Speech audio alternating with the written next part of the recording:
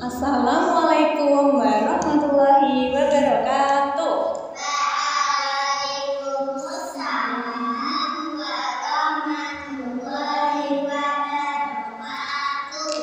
Alhamdulillahirrahmanirrahim. Teman-teman, kita pertama-tama panjatkan puji syukur kepada Allah SWT yang telah memberikan kita nikmat sehingga kita bisa duduk di sini bersama ya. Sholawat serta salam kita panjatkan pada Nabi Agung Muhammad SAW. Yuk kita sama-sama bersolawat. Allahumma sholli ala sayyidina Muhammad wa ala ali sayyidina Muhammad.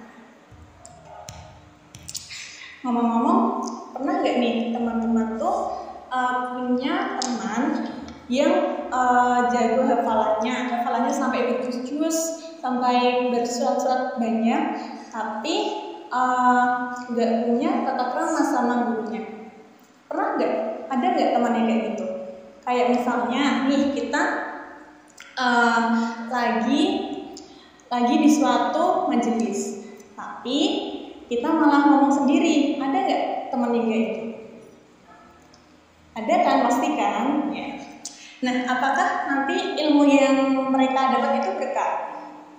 Enggak kan? Oke.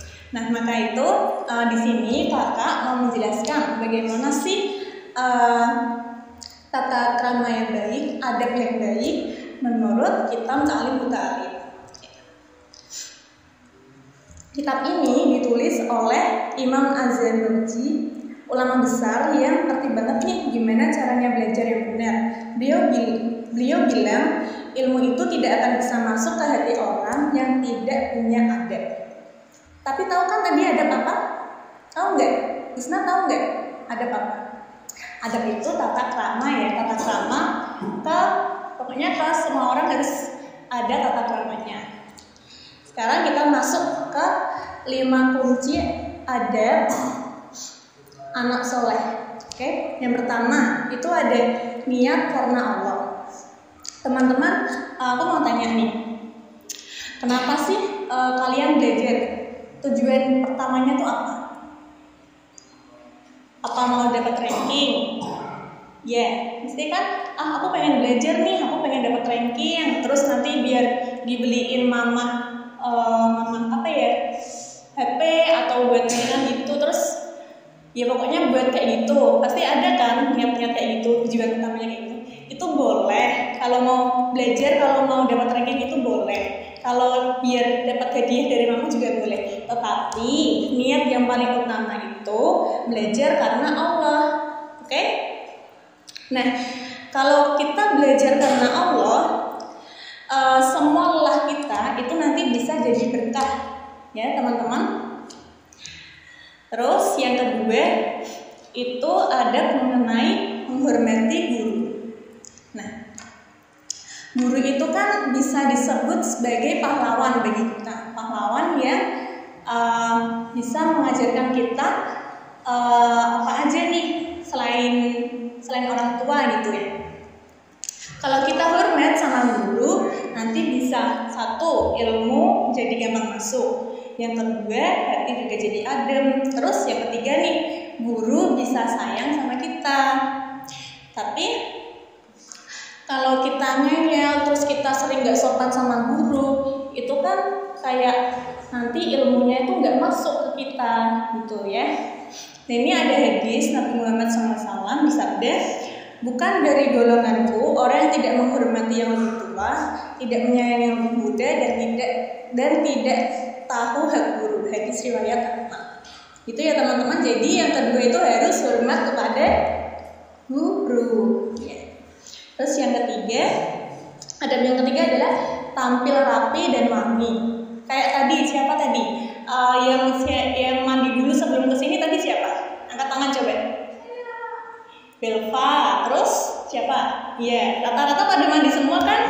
Nah gitu. Jadi kalau memang mau bertemu dengan guru, mau menghadiri suatu majelis apapun itu, kita tuh harus tampil rapi, wangi, bersih, gitu ya.